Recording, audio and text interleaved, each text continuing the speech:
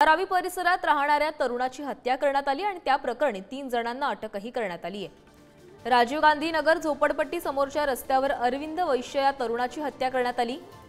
किरकोळ वादातून ही हत्या झाल्याचं कळतंय आणि या प्रकरणी 3 अटक करण्यात आली असून चौथ्या आरोपीचा शोध सुरू आहे।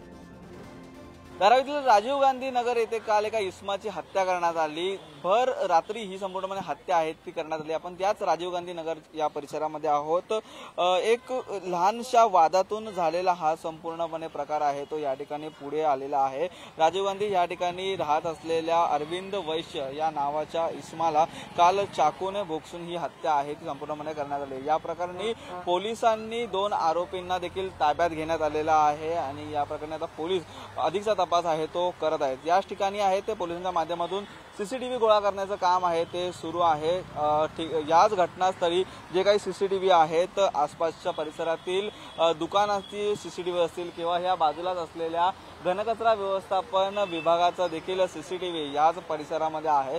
त्यामुळे सीसीटीव्हीच्या आधारे संपूर्णपणे अधिकचा तपास पोलीस या ठिकाणी करत आहेत। परंतु अतिशय गजबजलेल्या ठिकाणी हा जो प्रकार घडलेला आहे त्यामुळे नागरिकांच्या देखील भुवया आहेत त्या उंचावलेल्या आहेत। या संपूर्णपणे प्रकरणातून आपण पाहू शकतो रहदारी देखील मोठ्या प्रमाणात आहे आणि याच विभागामध्ये राहणारे अनेक नागरिक आहेत त्यांच्या आता भुवया उंचावलेल्या असून हा जो संपूर्णपणे धक्कादायक प्रकार आहे तो या ठिकाणी बोलला जातोय। त्यामुळे पोलिसांचा देखील या ठिकाणी कडेकोट बंदोबस्त देखील आहे आणि याच प्रकरणी आता पोलीस अधिकचा तपास करत आहेत। व्हिडिओ संतोष बोराडेसह निखिल चव्हाण, पुढारी न्यूज, मुंबई।